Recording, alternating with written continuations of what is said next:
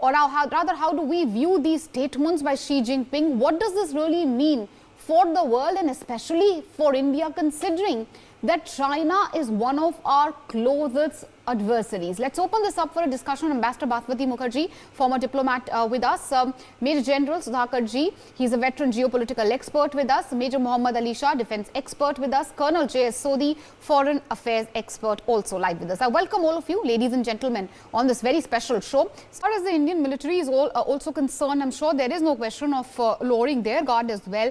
That Josh, may be high, but Major General Shah, are we fully prepared to take on China? End of the day, militarily, we'll have to accept that we are on our way to competing with China. Perhaps, the exact number of foot on the ground we may not be able to match, but technology-wise, of course, gathering fighter jets, etc., India is doing all it can and more. But what do you think? What more do you think India needs to do at this point of time, even though perhaps it's a possibility and it does look like that Xi Jinping is giving a message perhaps to internal dissidents. It is for internal jingoism, nationalism to sort of inflate his own popularity within China. But these statements have to be taken very seriously, and our military, our forces need to be prepared, or perhaps prepare further to take on an adversary like China, isn't it, sir? Absolutely, Meenakshi, you are 100% right. And firstly, thank you for promoting me, for giving me the honorary rank of Major General. Anyhow, now coming to the point, Meenakshi, Chinese, as we all know, they are very good at deception, at psychological warfare, at lying. So this can be a tactic to intimidate us, to try. We would not get intimidated by that. But just to a tactic, rather than his words, we should rather rely on intelligence, on technology, on satellite images to see what Chinese are actually up to. Because many times they are up to certain things, but we cannot do anything about it. That's a different thing. But many times we can do a lot about it as well. So now we have to actually see what they are actually up to. So we know they are up to a lot. That means we should keep our military preparedness all the time. We should not let our guard down, which we are not going to let down in any case. So our military preparedness is perfectly fine. It is the Chinese who are actually chocolate cream soldiers. I'll give you an example now. Winters are here almost now. And let me tell you, Chinese, they put in robotic army.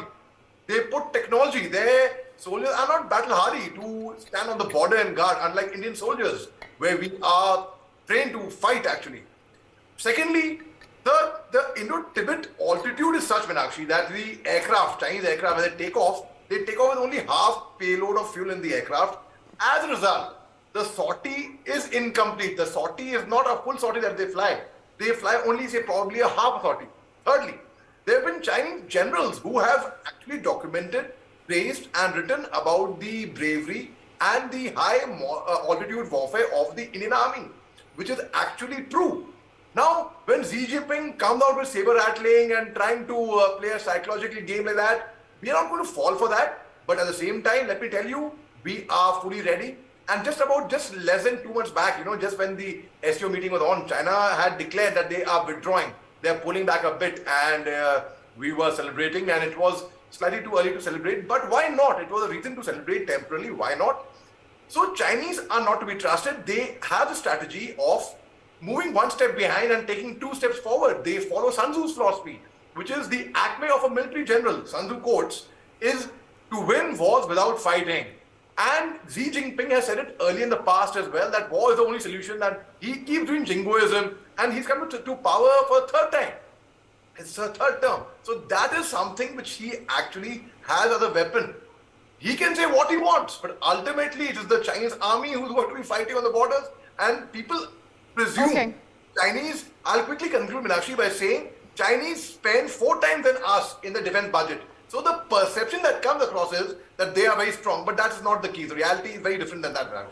All right. Of course, the morale of the soldier at the border is very high. Technology is one area where India could, of course, look at and better is circle back to Major Mohammed Ali Shah. Of course, this time I got your designation right, Major Shah. So, Major Shah, given really the internal dissent which is happening in China, we know protest against Xi Jinping, very, very rare that there are protests by, nationals of China against the sitting premier. Then you have seen, of course, a sort of anger amidst people due to the COVID policy. The state of Chinese economy is known to everyone. Given really all of this, do you think it's practically possible that Xi Jinping could wage a war against any of the countries mentioned in the region, even in the coming few years? Or is it, as Major General Sudhakarji said, barking dogs seldom bite? Absolutely, Meenakshi, and I totally concur with Ambassador Mukherjee, General Sudhakarji, Colonel Sodhi. Their analysis is bang on, and as you rightly said in the beginning, it was saber rattling. Let me tell you, Xi Jinping does not have the courage, the guts to come anywhere close to India, to attack India at any time, at any point. No, they do not have the courage. In fact, you go to YouTube and you find Chinese soldiers literally crying with tears when they are to face the Indian army. And I'm not just saying this as a motivational speaker to keep people's morale up. It is a fact on ground. I have stayed at the Indo-Tibet border. I have seen the life over there. And let me tell you, the Chinese, they are experts at psychological warfare. So as you rightly said, the entire 3,488 kilometer stretch that we share, including J&K and the other side, Arunachal, and it's a perception, and that perception they will keep trying those stunts, going forward, coming back, going forward, coming back. The only nation till today who has given them a sound thrashing in 1979 was been Vietnam. Vietnam gave them a sound thrashing, and they have never turned back and looked at Vietnam with dirty eyes. No, but again, in today's time and age, if you look at what's happening in Russia, it seems almost unlikely, almost impossible that, any other premier would actually think of waging a war, even if it's a dictator like Xi Jinping. Now, I'd like to thank all of you for joining us on this very special discussion. It's a wrap on this bulletin.